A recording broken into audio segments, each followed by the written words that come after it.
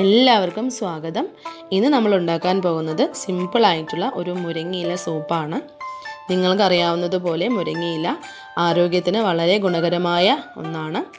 Iron deficiency പിന്നെ high BP ഉള്ളവരെല്ലാം ഇത് തുടർന്ന് കുടിക്കുകയാണെങ്കിൽ ശരീരത്തിന് ഏറ്റവും നല്ലതാണ്.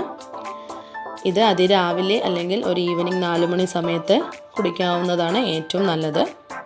അപ്പോൾ വീഡിയോയിലോട്ട് പോകുന്നതിന് മുമ്പ് നിങ്ങൾ ആദ്യമായിട്ടാണ് ഈ ചാനൽ കാണുന്നതെങ്കിൽ ഒന്ന് സബ്സ്ക്രൈബ് ചെയ്യാനും മറക്കരുത്. അതിനാവശ്യമുള്ള സാധനങ്ങൾ: ഒരു കൈപ്പിടി മുരിങ്ങയില ഞാൻ എടുത്തിട്ടുണ്ട്, ഇതുപോലെ ഊരി എടുത്തിട്ടുള്ളതാണ്. ഇതിലെ പഴുത്ത ഇലകളെല്ലാം തന്നെ മാറ്റണം, അതിനുശേഷം മാത്രമേ ഉപയോഗിക്കാവൂ. പിന്നെ ഞാനിവിടെ അര തക്കാളി ഇതുപോലെ ചെറുതായി കട്ട് ചെയ്ത് വെച്ചിട്ടുണ്ട്. 3 ചെറിയ ഉള്ളി നീളത്തിൽ അരിഞ്ഞു വെച്ചിട്ടുണ്ട്. 2 അല്ലി വെളുത്തുള്ളി ചെറുതായി അരിഞ്ഞത്.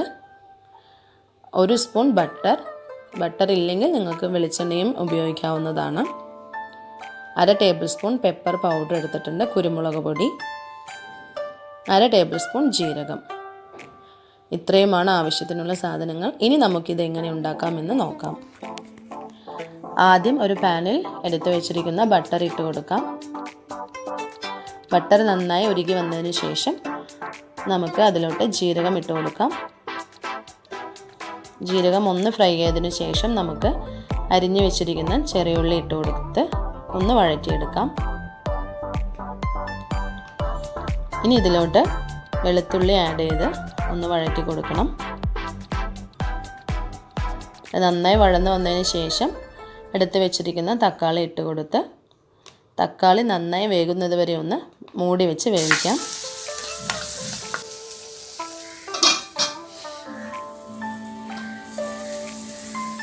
നമ്മുടെ തക്കാളി നന്നായി വെന്ത് വന്നിട്ടുണ്ട്. ഈ സമയത്ത് നമുക്ക് ആവശ്യത്തിനുള്ള വെള്ളം ഒഴിച്ചു കൊടുക്കാം. ഞാനിവിടെ 2 ഗ്ലാസ് വെള്ളം ഒഴിച്ചു കൊടുക്കുന്നുണ്ട്. ഇതിലോട്ട് ആവശ്യത്തിനുള്ള ഉപ്പും ചേർത്ത് നന്നായി മിക്സ് ചെയ്ത് ഈ വെള്ളത്തിനെ ഒന്ന് തിളപ്പിച്ചെടുക്കണം. നന്നായി തിളച്ച് വരുമ്പോൾ നമുക്ക് എടുത്തു വെച്ചിരിക്കുന്ന മുരിങ്ങയില ഇട്ട് കൊടുക്കാം. ഇതിനെ നന്നായി വേവിച്ചെടുക്കണം. ഒരു 2 മിനിറ്റ് വേവിച്ചെടുത്താൽ മതിയാകും. ഇതിവിടെ നന്നായി വെന്ത് വന്നിട്ടുണ്ട്. ഇനി ഇതിലോട്ട് 1/2 ടേബിൾ സ്പൂൺ കുരുമുളക് പൊടി ആഡ് ചെയ്ത് കൊടുക്കാം. എന്നിട്ട് നന്നായി മിക്സ് ചെയ്ത് കൊടുത്ത് ഇതിനെ ഒന്ന് തിളപ്പിച്ചെടുക്കാം. ഇത് തിളച്ച് വന്നതിന് ശേഷം നമുക്ക് സ്റ്റവ് ഓഫ് ചെയ്യാം. അങ്ങനെ നമ്മുടെ മുരിങ്ങയില സൂപ്പ് റെഡി ആയിട്ടുണ്ട്. ഇത് ചൂടോടുകൂടെ തന്നെ കഴിക്കുന്നതാണ് ഏറ്റവും നല്ലത്. സിമ്പിളായിട്ടുള്ള ഈ സൂപ്പ് വീട്ടിലെല്ലാവരും തയ്യാറാക്കി നോക്കുക. തയ്യാറാക്കി നോക്കിയിട്ട് അതിൻ്റെ ഫീഡ്ബാക്ക് എനിക്ക് കമൻറ്റ് ചെയ്യുക. മറക്കാതെ നമ്മുടെ ചാനൽ സബ്സ്ക്രൈബ് ചെയ്യുക. Thank you.